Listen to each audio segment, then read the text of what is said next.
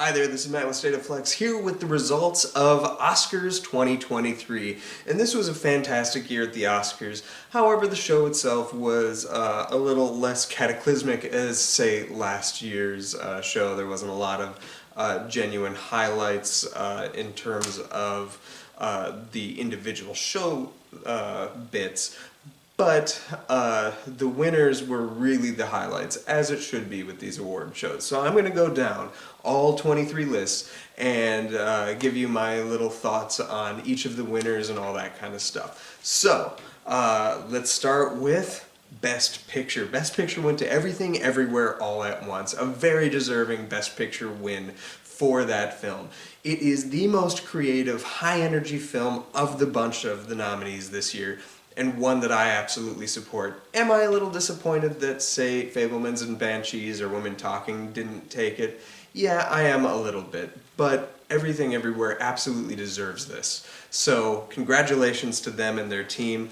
Best directors went to the Daniels, Daniel Kwan and Daniel Scheinert for Everything Everywhere All at Once. They did a great job. They pulled everything together, and of this crew, this was the best of the nominees. My only other one that I would have tipped it to would have been Spielberg, but you know what? He's taken home his gold. It was these guys' chance. Alright, Best Actress in a Leading Role, Michelle Yeoh for Everything Everywhere All at Once. She absolutely deserves this. She gave a career best performance and one of the most memorable performances, period, of this decade so far. So I am elated, and her speech was beautiful. Then moving on to Best Actor in a Leading Role, Brendan Fraser for The Whale.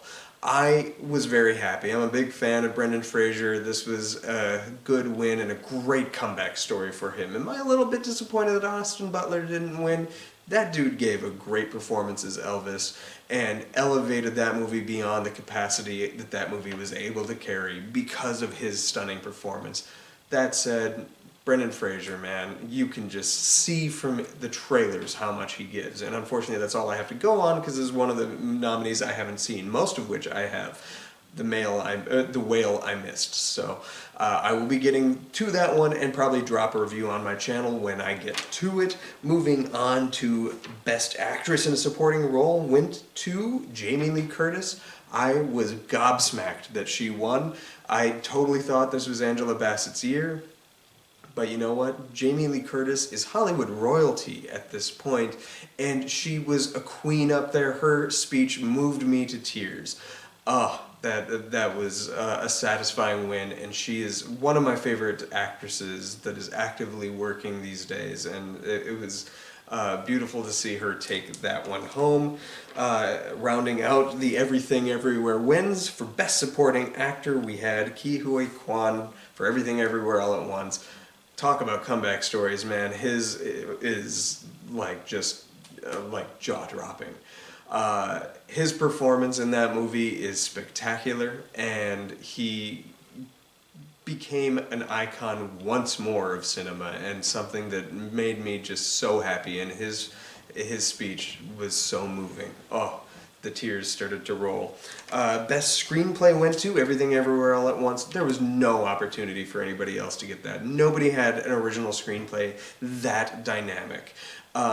I do love Banshees of Inisherin and The Fabelmans quite a bit. I like those movies better than I like Everything Everywhere All at Once. That said, that screenplay was original from top to bottom and deserved the award.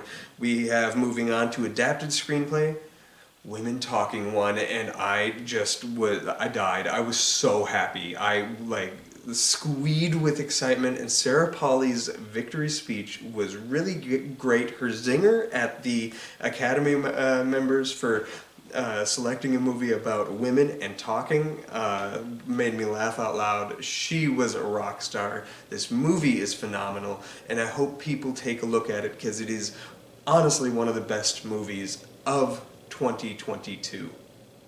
Moving on to Best Animated Feature was Guillermo del Toro's Pinocchio. Not much to say about that one. I wanted Marcel the Shell with Shoes on, but way to go, Guillermo. You're a rock star, and you've won International Film, Best Picture, and Animated, so now you just need to give us a really solid documentary. Moving on to documentary feature, we had Navalny take the win, and I was very happy about that. That movie is fantastic and meaningful and impactful and of the moment, which is everything that you want for in these awards. That said, I really was pulling for Fire of Love. I adored that movie, but Navalny, if you have not seen it on HBO Max, check it out. Moving on to international feature film, All Quiet on the Western Front, and I wanted to throw right up because I did not like that movie. I was pulling for EEAaO or Argentina 1985. Alas, All Quiet took it. Best Original Score went to All Quiet. That is the nomination I did want to win. All Quiet on the Western Front, while I didn't like the movie, I loved the score, and I loved one other award. We'll touch on that in a little bit. Moving on to Best Original Song, Natu Natu Natu. My boys for Triple R won. I geeked the F out when Triple R won. I was so elated. Watching with my wife, watching with my daughter, all of us were pumping our fists. My daughter got up and started doing the Natu Natu dance. I was so happy. I was like, I need to run a mile! And then I got up and started kind of jogging in place. Moving on to Best Sound, it went to Top Gun Maverick. I was a little surprised that didn't go to Elvis. I was pulling for Batman, but Top Gun sounded great.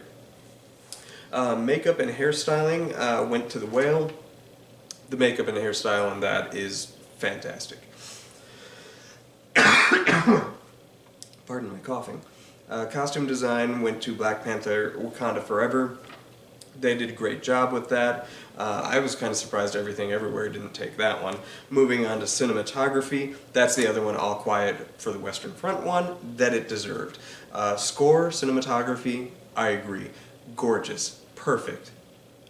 Movie, not so much, but All Quiet looked great. Production design also went to All Quiet on the Western Front. Film editing went to Everything Everywhere All at Once. How could that not win? That was, the way it cut the multiverses and made it all make coherent sense is still astounding to me.